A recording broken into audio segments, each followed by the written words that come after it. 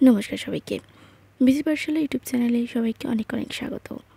আজকের নিবেদন বিভূতিভূষণ বন্দ্যোপাধ্যায়ের একটি ছোট গল্প, ছোটনাগপুরের জঙ্গলে। তবে আজকের গল্প শুরু করার আগে আমার চ্যানেলে যারা নতুন তারা চ্যানেলটিকে অবশ্যই সাবস্ক্রাইব করে ভিডিওগুলিকে লাইক করে দেবেন, ভালো লাগলে বন্ধুদের সঙ্গে শেয়ার করবেন এবং পাশে থাকা বেল আইকনটি অবশ্যই ক্লিক করবেন।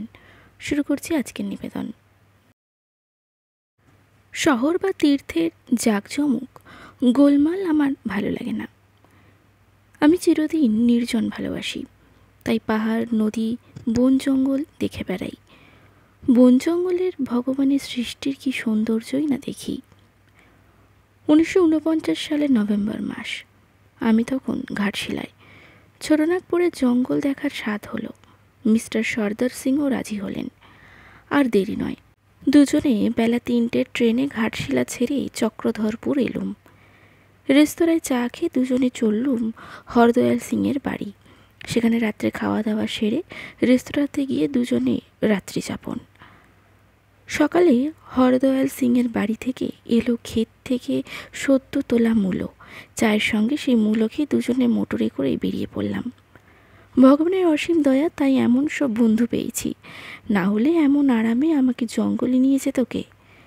এলুম চাইবাসায়। চাইবাসা জায়গাটি বেশ পরিষ্কার এবং স্বাস্থ্যকর। এখানে একটি হ্রদ আছে, তেমন বড় না হলেও ভারী সুন্দর। উঁচু নিচু পথ, চমৎকার বাঁধানো।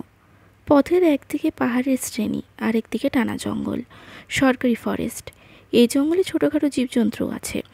পথে সয়োজ নদী, নদীর উপর প্রকাণ্ড পুল। পার হয়ে জঙ্গলের পথে 16 মাইল আসার পর শালাই বাংলো। 2 বছর আগে এখানে এসেছিলুম। বাবলুর মা রান্না করে খাইয়েছিলেন, সে কথা মনে পড়ল। পাশে ছোট্ট গ্রাম, গ্রামের নাম বাকৈল্য।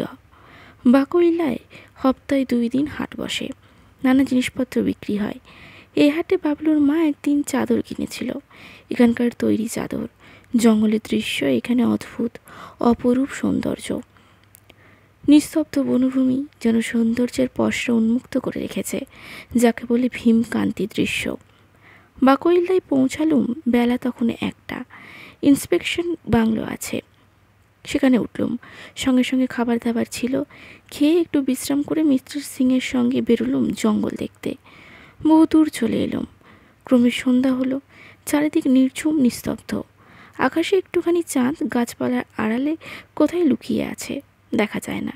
পৃথিবীর মাথার উপর আকাশ যেন নীল চাঁদোয়া খাটিয়ে দিয়েছে। আকাশের গায়ে কি অপরূপ সৌন্দর্য, নক্ষত্র শ্রেণী। মনে হচ্ছিল যেন আকাশে দেওয়ালির দ্বীপ জ্বলছে জল জল করে। অপরূপ আনন্দ উপলব্ধি করছিলুম।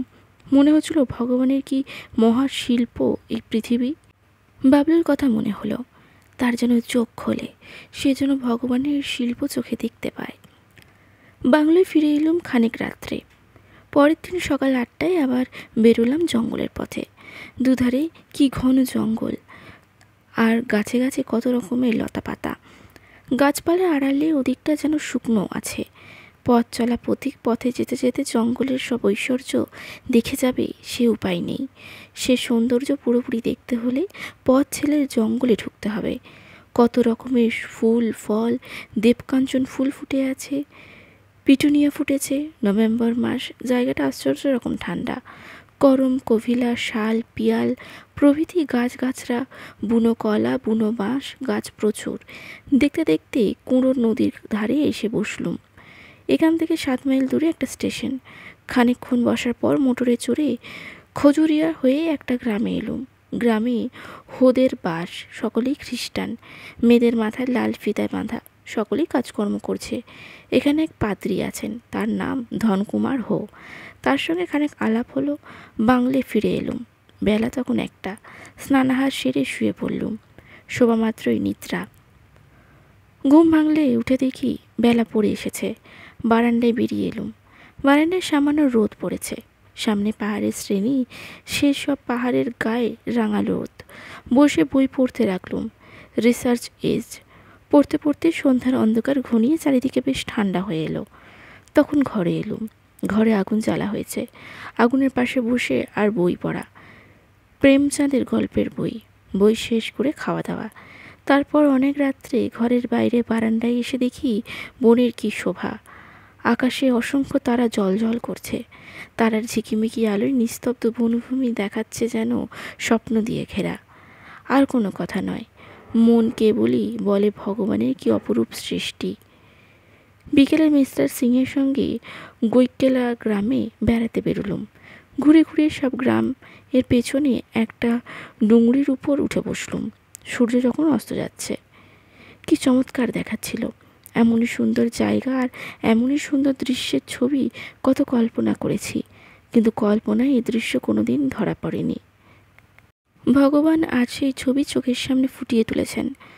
ডুংরিতে বসেই বাড়িতে চিঠি লিখলুম। আকাশে অগণ্য নক্ষত্র, শাল, বনস্পতির মাথায় অনেক রাত্র জ্বলজ্বল করছে অগণিত তারা। সেই শাল বনে বসে ভগবানের অপরূপ বিশ্ব সৃষ্টি দেখে মনে মনে কেবলই বলতে লাগলুম, বাবলু বড় হয়ে যেনই শিল্প দেখে উপভোগ করে। পরের দিন খাওয়া দাওয়া সেরে মোটরে চড়ে পল্টুর বাংলোর উদ্দেশ্যে যাত্রা। পথে সরকারি ফরেস্ট, 2-3 দিন বাংলো দেখা যায়। কি ঘন জঙ্গল! ছোটনাগপুরের বহু জঙ্গলের সঙ্গে দেখেছি, কিন্তু গৈকলার মতো এমন ভীষণ জঙ্গল আর কোথাও দেখিনি। জঙ্গলে প্রচুর শাল গাছ। জঙ্গলে কাঠুকেরা আসে কাঠ কাটতে। বাঘের কবলে পড়ে অনেকে মারাও যায়। এখান থেকে 4 মাইল দূরে সারেন্দা টানেল। শুনলুম 20-25 বছর আগে সেখানে এক প্রকাণ্ড বুনো হাতির সঙ্গে BN রেলওয়ের একখানা দ্রুত চলন্ত ট্রেনের সংঘর্ষ হয়। হাতিটাই জখম হয়ে শেষে মারা যায়। যেতে যেতে জঙ্গলের প্রান্তে কাঠ বোঝাই কখানা গরুর গাড়ি দেখলুম। সার চলেছে। আরও খানিক এগিয়ে দেখি পথের ধারে 3টে ময়ূর বন থেকে বেরিয়ে পথে এসেছে। আমাদের দিকে চলন্ত মোটর দিকে তারা সরে গেল না, এমন নির্ভয়। পথে কারোর নদী পার হলুম। তারপর কোনাই পার হয়ে শালাই বাংলোর পৌঁছলুম। খানিকটা বিশ্রাম করে চা খেয়ে সন্ধ্যা নাগাদ বেরোতে এক জায়গায় একটা নালার উপরে রেলওয়ে ব্রিজ, ছোট লাইন। কোনো মাইনিং ফার্ম আছে তাদের প্রাইভেট লাইনে 2জনে বসলুম। কি চমৎকার দৃশ্য! দুধারে পাহাড়, বন, জঙ্গলে আগাগোড়া ঢাকা। লাইন থেকে অনেক উঁচু পর্যন্ত। লাইনটা যেন উঁচু পাঁচিলের মতো ঘিরে রেখেছে। জঙ্গলের গাছে গাছে পাতায় পাতায় জোনাকি চলছে, নক্ষত্র, চাঁদ। ভগবানের উদ্দেশ্যে 2জনের প্রাণের প্রার্থনা নিবেদন করলুম। রাত্রি বাড়ছে দেখে মিস্টার সিং বললেন, এবার ওঠা যাক। আমায় উঠতে ইচ্ছে হয় না। আমি বললুম, এইখানে পড়ে থাকা যাক সারা রাত। মিস্টার সিং বললেন, সর্বনাশ! এই জঙ্গলে আছে কত বুনো হাতি, হায়না, বাঘ, নরখাদক বাঘ। 3-4 দিন হলো মাইনিং কোম্পানির 3জন কুলি এখান থেকে কাজ করছিল। তাদের 3জনকেই আর টেনে নিয়ে গেছে। কয়েকদিন তাই কাজ বন্ধ আছে। শুনে গা ছমছম করে উঠল। থাকতে ভরসা হলো না। নদীর ধার দিয়ে চলে আসছিলুম। মিস্টার সিং দেখালেন নদীর কিনারায় ভিজা বালিতে হাতির পায়ের দাগ, হায়নার পায়ের দাগ। মনটা খারাপ হয়ে গেল। এমন শোভা, এমন সৌন্দর্য, তার পিছনে মৃত্যুর এই কি করাল ছায়া। পরের দিন মোটরে চড়ে আবার যাত্রা। পথে এক জায়গায় দেখি উঁচু একটা স্তম্ভের নিচে গাড়ি থামিয়ে নামা হলো। নেমে উপরে ওঠা। শৈলমালায় ঘেরা একটি টিলার উপরে স্তম্ভ। উঠিবার সিঁড়ি আছে বরাবর। মিস্টার সিং বললেন, আপনার জন্যই করা এই টাওয়ারে ওঠার সিঁড়ি তৈরি করে রেখেছে। সিঁড়ি বেয়ে 2জনে উপরে উঠলুম। উপরে থেকে কত দূর পর্যন্ত দেখলুম।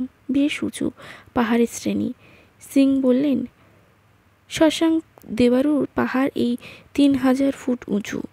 বসে বসে দেখছি আর দেখছি। মনে হচ্ছে কোথায় থাকি আর কোথায় এসেছি আজ। কি সুন্দর জায়গা! সত্যি চোখে দেখছি না স্বপ্ন? ক্রমে চাঁদ উঠল। আকাশপটে রাশি রাশি নক্ষত্র। ভয় হলো বিরাটের রূপ দেখে। নিচে লৌহ প্রাচীরের মতো শৈলমালা, ঘন অরণ্য, মাথার উপরে অগণ্য সূর্য, চন্দ্র, গ্রহ, তারা। বিশ্বরূপের বিরাটত্ব বেশ ভালো করে উপলব্ধি করলুম। মনে মনে ভাবলুম, তোমার এই রূপ দেখার সুবিধে আর সৌভাগ্য বাবলু যেন পায়, হে ভগবান। আজকে গল্পটি কেমন লাগলো কমেন্টে অবশ্যই জানাবেন।